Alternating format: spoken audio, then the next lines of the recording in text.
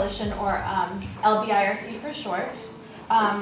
Our goals are, I'll get to our mission statement in a minute, but we really try to focus on educating the public locally and nationally on the debate, right? And we also look to empower our leaders to advocate for themselves. And of course, we want change and immigration reform. So this is our mission. The Long Beach Immigrant Rights Coalition is a grassroots network of community-based organizations and individuals working for more humane and just immigration policies with greater respect for the human rights and dignity of all immigrants. We have many people that come as individuals, as residents or community members. We also partner with a lot of organizations, ICO, the Interfaith Community Organization, being one of them, the California Immigrant Policy Center being another that helps us with statewide coalition work. We're partnering with, we're part of the Building Healthy Communities, which Antonio is also a part of. So we're really small, and we really enjoy partnering with people because it allows us to reach a broader audience on our three goals, which are service, education, and advocacy.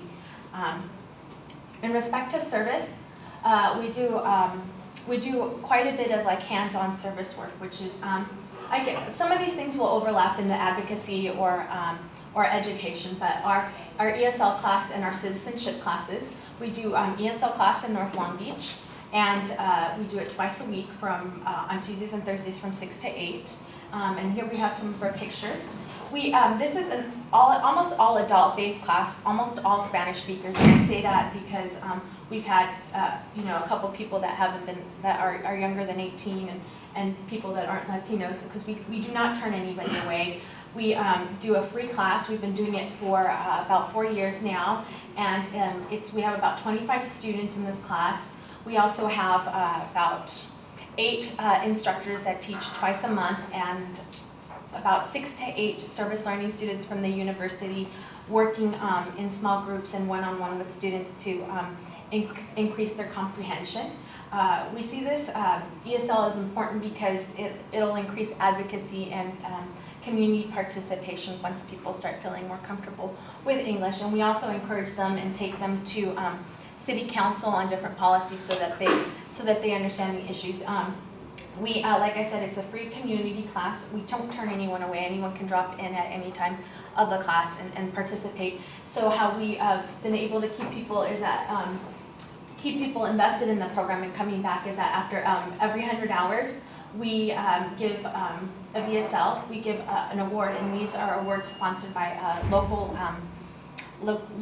council members. These were from Steve Neal, but Ray Gavich's office in the 8th District has also expressed interest because we're actually in her district of giving awards to students that are learning English. So they get that, and what's great about this is that they can put these in their packages if they're going to citizenship, like in the process. So it shows that they are trying to be more vested in kind of the way of life here, right? They're trying to integrate into that way of life. We also do citizenship twice a week, one in West Long Beach at St. Lucy's, and then we do the citizenship in conjunction with ICO, with one of their leaders, and we do it at St. Athanasius in North Long Beach as well. And this is our citizenship class doing the Pledge of Allegiance at City Hall.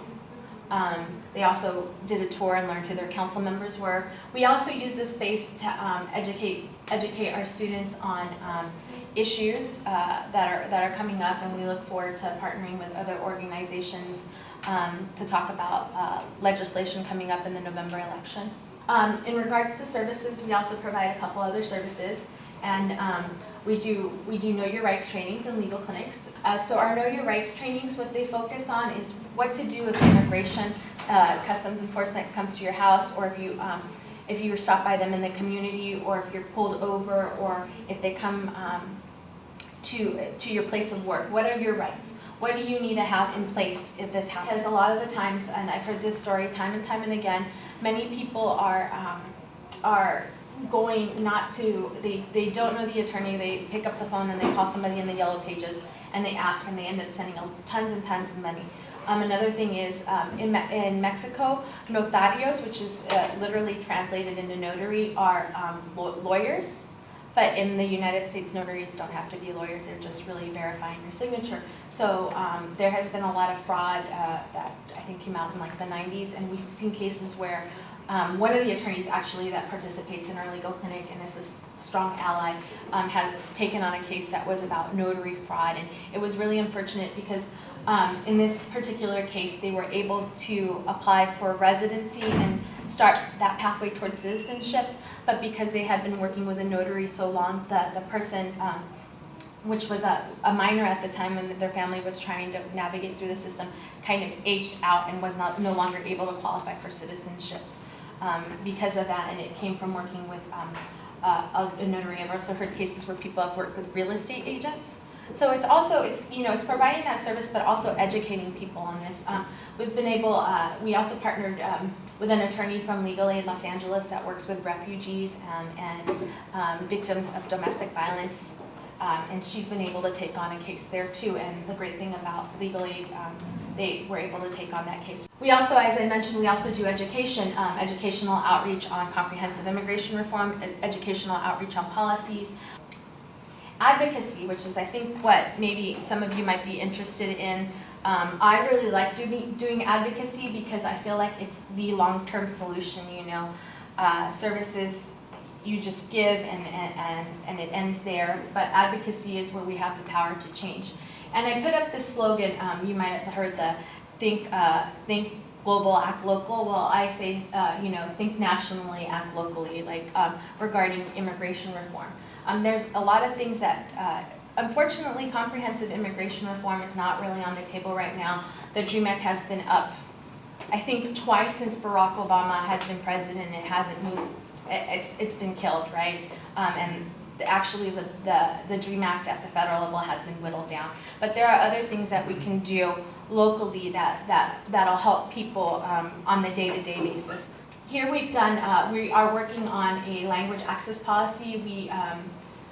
It went to City Council on November 1st, and we were able to get unanimously passed a language access policy, and we're in the process of working out what that's going to look like, what documents need to get translated, how do we, to what percent do these documents need to be translated, what languages do they need to be translated in.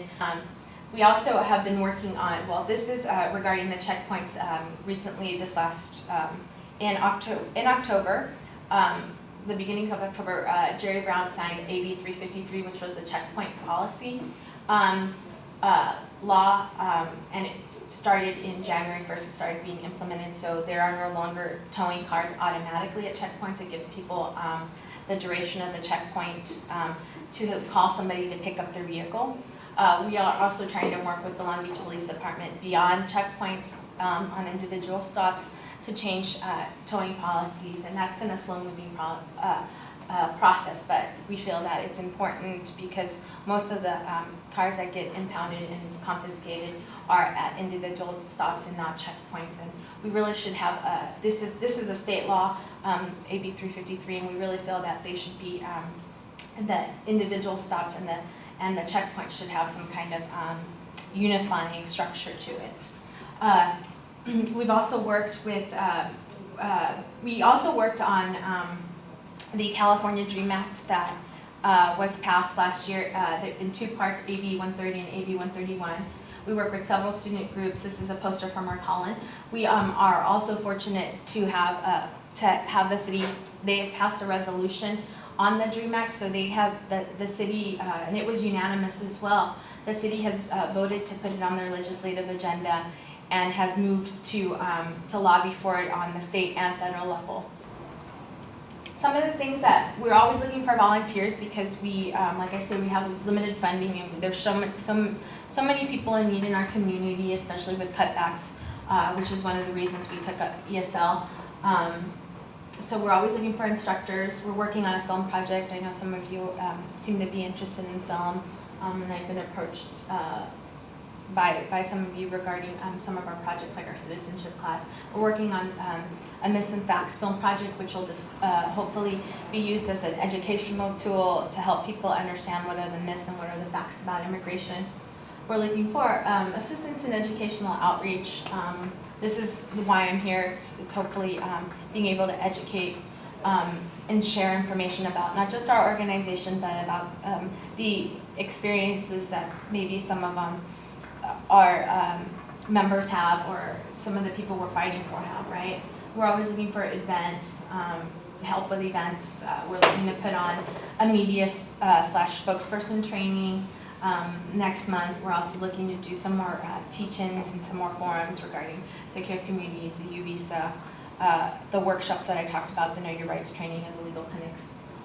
We also do fundraising events. We've in the past we've done silent auctions. We did a fundraiser that was with Gustavo Arellano, and that was regarding his Ask a Mexican book, and it was a really fun fundraiser. And we also always need help in policy.